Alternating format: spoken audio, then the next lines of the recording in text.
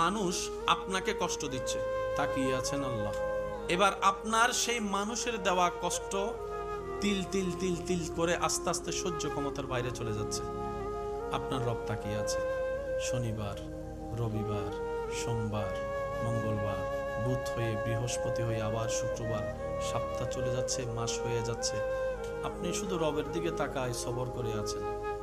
রবের যেই দিন ইচ্ছা হবে, রব ফেরেশতাকে বলবে, কিরে আমার বান্দাকে মাসের পর মাস, বছরের পর বছর কষ্ট দিচ্ছে, সেইভাবে ধৈর্য ধরে সহ্য করে আছে কেন? ফেরেশতা বলবে, আল্লাহ তোমার হুকুমের অপেক্ষায় বসে আছে, তোমার হুকুমের অপেক্ষায় বসে আছে। সে তোমাকে সন্তুষ্টি করার জন্য মুখ থাকার পরও গালির পরিবর্তে গালি দিচ্ছে না। আল্লাহ সে তোমাকে রাজি করার জন্য মারের পরিবর্তে মার দিচ্ছে না। সে দুনিয়ার মানুষ সৃষ্টি তাকে কষ্ট দিচ্ছে, সে তোমার সৃষ্টিকে ভালোবাসা দিয়ে যাচ্ছে, মায়া দিয়ে যাচ্ছে, সেবা দিয়ে যাচ্ছে। রব্বুল আলামিন বলবে, আমার বান্দা আমার হুকুমের অপেক্ষায় বসে আছে, আমার বান্দা আমার সন্তুষ্টির অপেক্ষায় বসে আছে। এত কষ্ট সহ্য করছে, বুক ফেটে যাচ্ছে, চোখের পানি পড়ছে, তারপরও সে ধৈর্য ধরে আছে। ইন্নাল্লাহা মা'আস সাবিরিন। ফেরেশতা জেনে রাখো, আজকে থেকে আমি আল্লাহ আমার এই বান্দার সাথে আছি। তার ধৈর্য ধরাটা, অপেক্ষা করাটা আমি রবের পছন্দ হয়েছে। সুবহানাল্লাহ। ওই দিন থেকে আপনার জয় শুরু।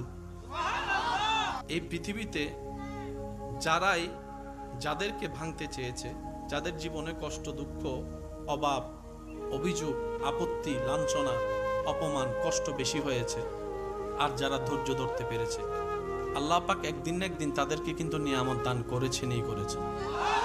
আল্লাহ কিন্তু মারুম করে নাই। ধৈর্যের নিয়ামত কখনো মিস যায় না। সুবহানাল্লাহ। আর একটু জোরে বলেন। দুনিয়া যাদেরকে ভাঙতে চায়, আল্লাহ তাদেরকে নতুন ভাবে গড়ে শক্ত করে দেয়। আর আল্লাহ যখন একবার শক্ত করে দিবে, নমরুদের আগুনও ইব্রাহিম নবীকে ভাঙতে পারে নাই।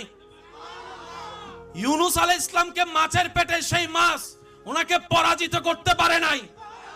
তলোয়ার ইসমাইল নবীর অন্তর থেকে ঈমান নিতে পারে নাই, ভয় দেখাতে পারে নাই।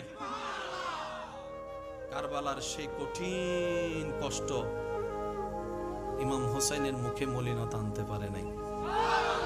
রব যার সাথে, জয় তার সাথে। অনেক সময় কষ্টের লেভেল এমন ভাবে বেড়ে যায়, মানুষ চিন্তা করে কান্না করলে বুঝি মনটা একটু হালকা হবে, বুকটা একটু হালকা হবে। অনেক সময় কান্না যখন লেভেলটা বেড়ে যায়, বুকের যন্ত্রণাও বেড়ে যায়, কষ্টও বেড়ে যায়। কোরআন এমন এক আসমানি কিতাব, আল্লাহ পাকের দয়া, যেটা অশান্ত মনওয়ালা বুকের মধ্যে জড়িয়ে নিলেও মনটা শান্তি হয়ে যায়। কোরআনের